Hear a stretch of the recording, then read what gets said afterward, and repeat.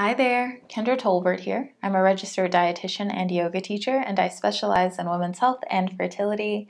And today I am answering some of your questions from about 2 months ago. So about 2 months ago, I hit 11,000 subscribers, and to celebrate what I thought was a very special occasion, I requested that you all share with me your questions that you have around women's health, fertility, and PCOS. Now, I'm finally getting around to it, and we're at just about 14,000 subscribers. By the time I publish this, we might actually be there, and I really can't thank you enough for all of your support. It means a lot to know that the videos that I share are resonating with you and reaching people that I had hoped it would reach. So Q&As can be very long, so we're going to dive right in so we don't waste any time. So first question. But before I dive into the question, please remember that I cannot provide personalized advice. So this information is not intended to replace medical advice from your personal healthcare provider. Okay.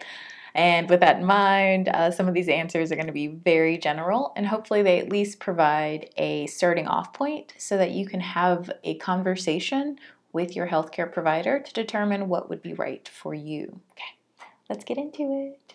First question. What can I do to prepare my What can I do to prepare my body for pregnancy? I'm in my 40s. And what are the chances for pregnancy for someone in their 40s with PCOS?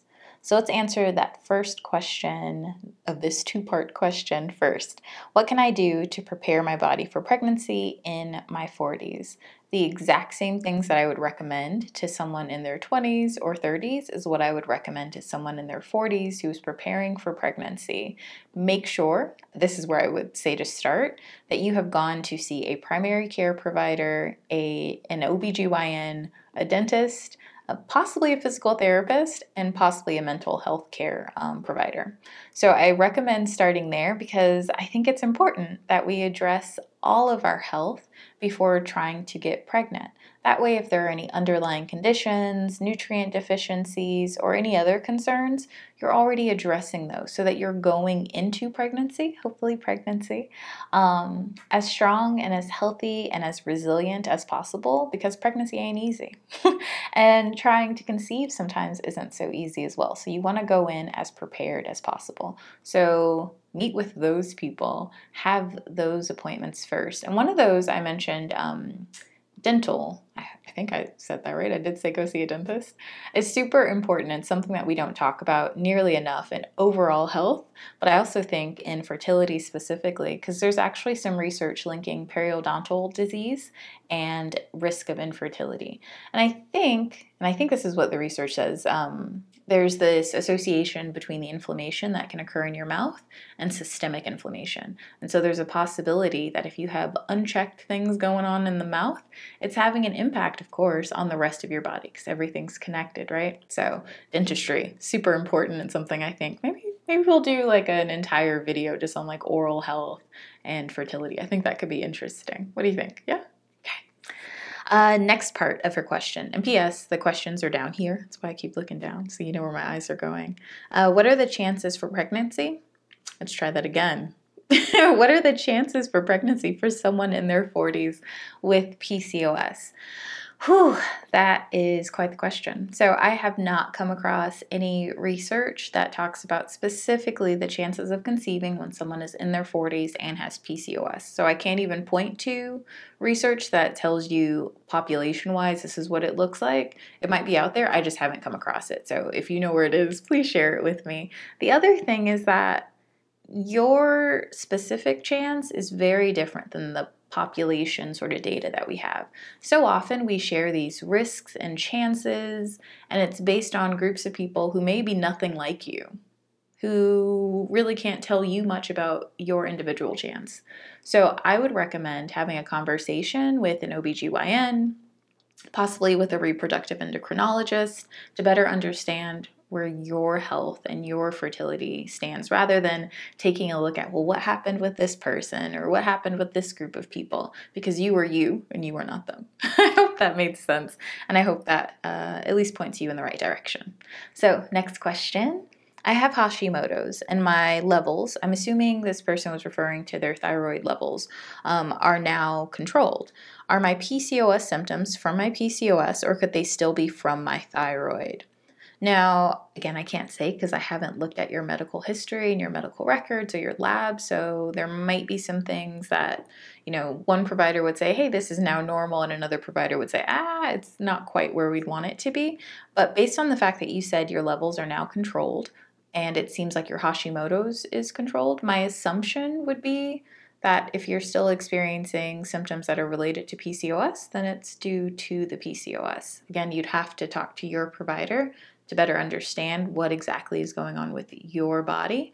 But if one thing is under control and the other thing's not under control, likely what you're experiencing is coming from the uncontrolled thing. Okay, so next question.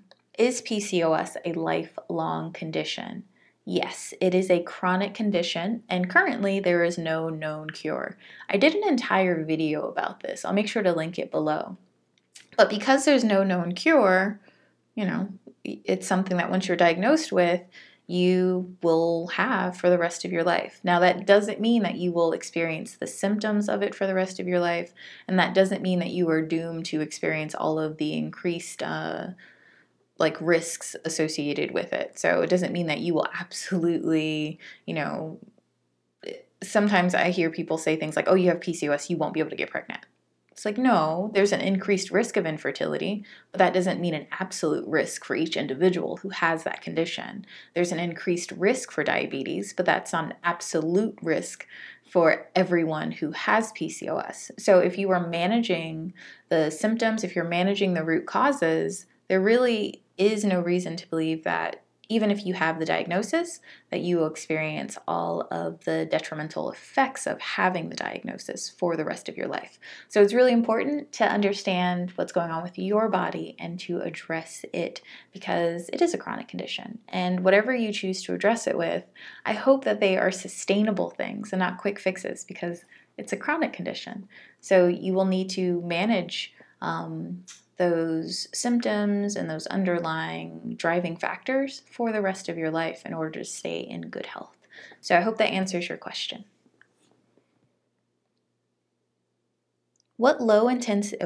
Next question. What low intensity workouts do you recommend for PCOS? So I feel like this question, there's a question underneath it, which is something that I hear quite a bit, is that if you have PCOS, you cannot do strenuous exercise. Not true. That would depend on you as an individual, right? So yes, for someone who is depleted, someone who is stressed out, someone who's under eating, no, we absolutely wouldn't want that person to be doing strenuous exercise, but that doesn't mean that every person with PCOS can't do strenuous exercise. And it's also kind of like dose dependent, right? So maybe you don't want to run a 5K every day, but that doesn't mean that you can never go jogging or running or do a HIIT workout or do more strenuous forms of yoga. It just means you kind of have to know your body and you have to make sure that you're at a place where your body can support that level of activity. What I often see, unfortunately, is people who are under eating, overstressed, and not sleeping, trying to work out hard. It's like they do everything to extremes in their life.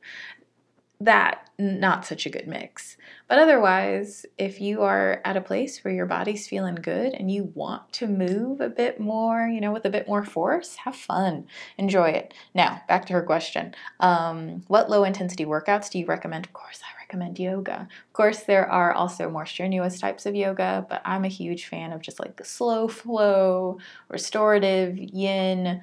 Those are my favorites. So yeah, that's pretty much my main recommendation. But any type of movement that you enjoy, that's what I recommend for you.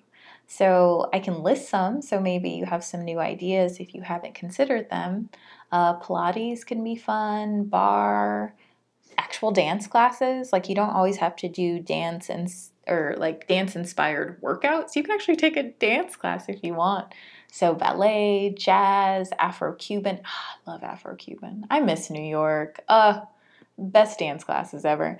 Salsa, What else? You can try roller skating, roller blading. You can just go for walks. Walks are lovely. Swimming. There are so many different things that you can do to move your body, and that's all that matters. Like, are you moving your body in ways that feels good? If so, 2 thumbs up. Okay, next question. Can I have a healthy pregnancy with a fibroid? This person actually shared the size of their fibroid. I believe it was 9 centimeters. Or should I have it removed and heal before trying to conceive? Now, I think when I actually answer this one directly to the person, saying like you would have to talk to your healthcare provider, because to my knowledge, I'm not an OBGYN, so fibroids are definitely outside of my scope. So I might just leave it there. It's outside of my scope. I will say this, that it depends on what your provider says, right? Like, it depends on the placement. It depends on the size. So you need to ask your healthcare team what they recommend and then decide if that's the right fit for you. You can always get more than one opinion so that you feel really comfortable with the decision that you're making. But that's my recommendation, is to talk to your provider and to figure out what would be best for your unique situation, because everyone is different. Okay, so next question. Can you talk more about lean PCOS? Now, if you are familiar with my channel and my approach, you know that I'm a weight neutral provider, so I do not treat people based on their weight. The recommendations that I would make to someone who was in a smaller body and would be labeled as having lean PCOS versus someone who is in a larger body, a BMI that would be higher, they really wouldn't be different recommendations, because it wouldn't be based on body size. It would be based on their individual habits. It would be based on their individual history. It would be based on their labs and their current symptoms. So I think what I can say to this one is find a provider who focuses more on you as a person and less on you as a body size, right? So if you have insulin resistance with lean PCOS, you still need to address the insulin resistance, just as you would someone who was in a larger body with insulin resistance. So I tend not to focus on body size, but like I said, more so on what are your individual unique drivers, what are your individual unique symptoms, and what's going on with you in your life. Like, that's what matters, not so much your body size. So you likely won't hear me point out lean PCOS separately from other PCOS, because it's just PCOS to me. But yeah, I know a lot of other providers talk about it as if it's somehow separate from a different PCOS diagnosis. But seeing as how body size is not a part of the diagnostic criteria, I'm really not sure how that came to be. And also considering the fact that 50% of people with PCOS, the stats I looked at most recently, 50% of PCOS are in smaller bodies and 50% of people with PCOS are in larger bodies. I'm not noticing an increased risk based on being in a larger body if half and half is what we're seeing. So yeah, sorry I don't have much more to say other than like focus on habits, focus on labs, focus on your unique situation in life, and less on body size. It's really like, that's what matters. And that's honestly how I would even try to figure out who to work with. That's how I would do it. So anyway, moving forward, stress management PCOS, not so much a question as much as a topic. And fortunately, stress management is something that I talk about quite a bit. So it's really important with PCOS, of course, because stress pretty much exacerbates every condition, and it definitely exacerbates PCOS symptoms. So find the things that bring you joy, that leave you feeling relaxed and rejuvenated, and incorporate those things into your day. And try to find things that are simple. Try to find things that don't require tons of time and money. I think sometimes we have this like self-care idea, and it's the stuff that you can only do like once a month or less, or even less than that. And really it's like, what can I do in my everyday to stop and breathe? What can I take a 10-minute nap? Can I take a 15-minute nap? Can I start my day by journaling instead of immediately jumping onto my phone? I'm talking to myself on this one. Can I make sure that I go to sleep sooner? Can I call up a friend who always makes me feel good? Like, find those simple things. Can I go for a 10-minute walk? Can I turn off my devices during my lunchtime and really focus in on my meal and possibly the people that I'm eating that meal with? Like, look for those little things so that you're kind of giving yourself bits of the medicine of stress management throughout your day instead of looking for just like that big dose that you can get when you go on vacation, which doesn't happen every day, right? So that's what I would recommend. Next question. We're actually near the end. We only have 2 more. How can I get pregnant? So I had to pause on this one because I don't know a ton about where you are in terms of your conception journey. I don't know a ton about, I don't know really anything other than it seems that you might want to get pregnant. And so therefore I'm rooting for you. Yeah, it depends on what's going on. The most important thing, if you were trying to conceive, I wouldn't say the most important thing, but one of the very, very important things, if you are trying to conceive without the help of medical assistance, is that you understand when your fertile window is and have sex during that time. I have 2 videos where I talk about cycle tracking, so I will link to those below. So get to know your cycle, I think, is a good place to start when you are trying to conceive. Okay, last question. I love this one. How do I poop? Oh man. Okay, so I'm assuming that there's an issue with constipation, and that's why this question was asked. So first, make sure that you're doing the basics, right? Are you getting enough fiber? Are you drinking enough fluids? Are you moving your body regularly? Are you managing stress? Are you holding tension in your abdomen? These are all things to address when you're dealing with constipation. If all of those things are in place, and you are still experiencing constipation, then I think it is worth having a conversation with your provider to figure out why that might be. Yeah, I'm not going to leave it there. There's one other thing I wanted to say. Physical therapy. You might also want to talk to a physical therapist because sometimes there's issues with how we are attempting to void our bowels. And so a physical therapist can help you address whether or not, are you tensing up when it is time for you to release? I hit my little straw. Anyway, when it is time to release, because if you're holding in and tensing up, when it's time to let go, you're going to experience the opposite of what you had hoped to experience. I've heard people say that they use those squatty potties, like any sort of a stool, to bring them more into a squatting position. I've also heard that just simply leaning forward provides a very similar effect to using a squatty potty without needing to buy something extra. But yeah, I would make sure the basics are in place, and then I would have a conversation with my healthcare provider if it still wasn't getting better.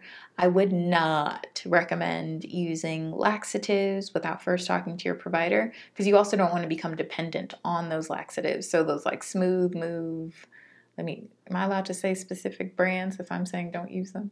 I don't know. Those senna-based teas and detox teas, I wouldn't recommend those because they're laxatives and you don't want to become dependent on those. So you want to use those infrequently and only when you absolutely have to. And only if I would say after you've spoken to your provider and they say, hey, let's give this a go. So that's what I would recommend. Yeah. So that was it. I answered all the questions. I do have one other Q&A to record, and this one was questions that I gathered from Instagram. So yeah, I hope you enjoyed this. I think a lot of these would actually make for really good in-depth videos, so I can cover these specific topics in more detail if you'd like something like that. All right, so I will see you next week with some new yoga videos. I've really missed getting yoga videos out to you, so be on the lookout for that. All right, I hope you enjoy the rest of your day and week, whatever's left of the month. Be well, and bye for now.